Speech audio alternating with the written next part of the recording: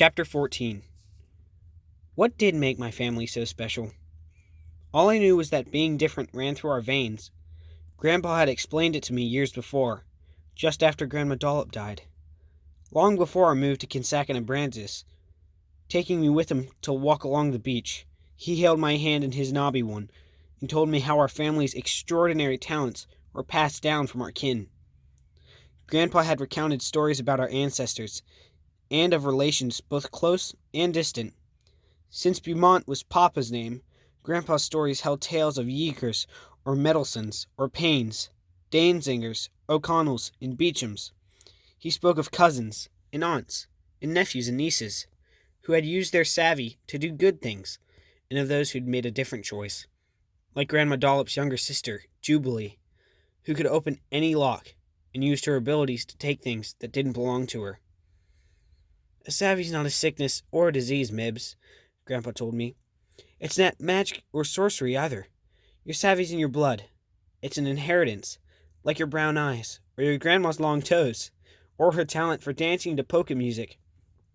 Grandma Dollop had loved the papa sounds of polka music, and had collected jars full before she died.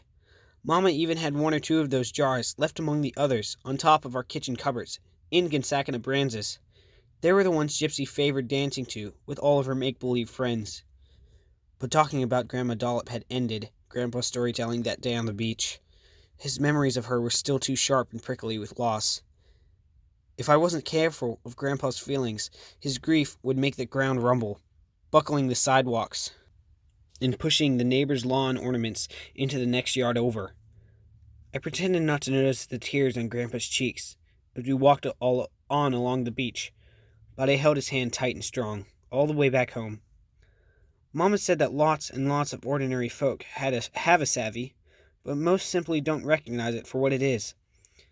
Some people know they feel different, Mibs, Mama told me, but most don't know quite what makes them that way. One person might make strawberry jam so good that no one can get enough of it. Another might know just the right time to plant corn so that it's juicy and sweet, as sugar on the hottest day of summer. Mama had laughed then, and I wasn't too sure if she was telling me the truth or pulling my leg. There are even those folks who never get splashed by mud after a rainstorm, or bit by a single mosquito in the summertime. But as I grew up, I began to understand that a savvy is just a know-how of a different sort. Some people get called a whiz kid or prodigy because they can do puzzles or play music better than anyone's supposed to, or they can recite the numbers of pi, 3.14159263, and on, for hours from memory without a hitch. There are those who can run fast and win medals, and others who can talk anyone into buying anything at all. Those things are all just a special kind of know-how. Well, we Beaumonts and our kin weren't so very different. We just had a name for our talents, in a fairly predictable time of life when our inheritance and our know-how kicked in, and we had to learn to scumble, to use our savvy or work around it. So when Will Jr. asked me, point to point blank, like a pellet from a BB gun, what made my family so special, I told him what my relations had been telling folks for generations when faced with questions that had to be answered. We Beaumonts are just like other people, Will. I said the words, halting and toneless from memory, like I was speaking the Pledge of Allegiance. We get born, and sometime later we die, and in between, we're happy and sad. We feel love, and we feel fear. We eat, and we sleep, and we hurt like everyone else. And, he said, not letting me wriggle so easily off his pointed question mark of a hook. And nothing. We just got know-how of a different flavor than most. What's your know-how then, Mibs? He said, leaning toward me even closer. Well, she'd better know how to get me some Band-Aids pretty quick, if she knows what's good for her. Fish was standing over us, holding onto the backs of the seats to stay balanced and upright on the lurching, bouncing bus. He was looking at me like a storm cloud rising, his eyes full up with meaning. Don't say anything, is what he was telling me. Don't say anything. I glared at Fish, caught between the two boys and between my own fears of sharing and not sharing secrets. I shrugged my shoulders with a dismissive jerk. There's nothing more I can tell you, I said at last, turning back to Will. Family rules said, keep quiet. No one told unless they had to or unless they were getting married. Starting families. It was always best to tell the one you're settling down with that your kids may or may not develop the ability to walk through walls or to play the neighbor's piano from across the street without touching it.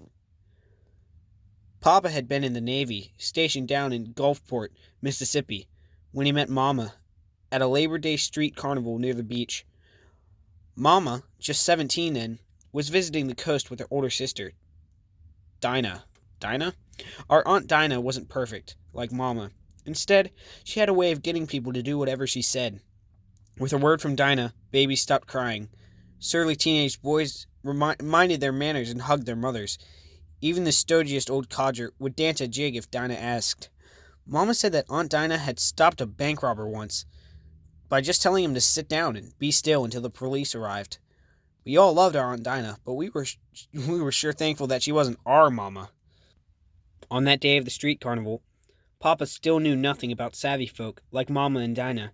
He and his Navy buddies were on leave and having a fine time, strutting around in their sailors' uniforms, whistling at all the girls. But the moment Papa saw Mama, he was smitten. Papa knew a perfect girl when he saw one. They met at the ring toss game. Mama hadn't wanted to play, insisting to Dinah that it was hardly fair.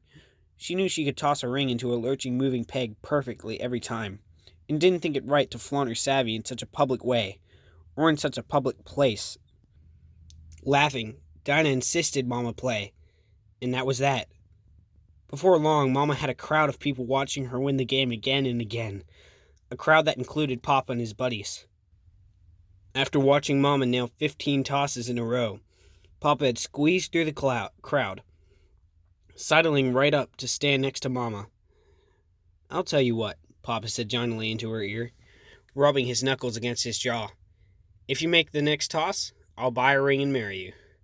With a sly and knowing smile, Mama picked up another ring and took deliberate and careful aim. She sighted that peg and put a nice spin on that ring. The crowd went silent as the thin middle circle soared out toward the distant row of shifting, jerking pegs, then fell short, clattering against the pegs and falling to the ground. Mama had missed. Perfectly. Mama raised one eyebrow and gave Papa a none-too-sorry palms-up shrug. Dinah told Papa to shove off in her savvy way, but Papa just smiled. Papa never had been one to give up easy, even up against the power of Aunt Dinah. In fact, Papa never gave up on anything once he set his mind to it, and he told Mama so then and there. The day Papa asked Grandpa Bomba and Grandma Dollop for their blessing to marry Mama was the day he learned that some folks aren't exactly what you might expect. That was the day that Grandpa Bomba made Papa and Mama 6 acres of land on which to build a house, shifting all of their new neighbors east and west. And Grandma Dollop caught the young couple a love song in a jar so that they could listen to it whenever they liked. Mama and Papa always kept that jar up on the mantel, loosening the lid now and again to let the never-ending song fill the house. Listening to that song always lifted my spirits, and I wish I had it with me as I sat there on the bus. Fish and Will were passing a fierce look back and forth like a football, and I worried that they might tackle each other again right then and there. I was about to tell Fish to sit himself back down when Lester hit the brakes. The big pink Bible bus heaved and shuddered like a whale caught by the tail, sending Fish sputtering and flailing onto his backside on the floor amidst an avalanche of Bibles and boxes. A horn sounded angrily as a car sped around us where we stood, stopped short in the middle of a dark rural highway. Turning on the bus's flashing red lights, Lester leaned on the lever that extended the bus's stop sign, stalling the few cars traveling on the same lonesome highway. Then he opened the squealing door, stood up, without a single word or glance back in our direction, tucked his shirt down into his overalls, and walked off the bus.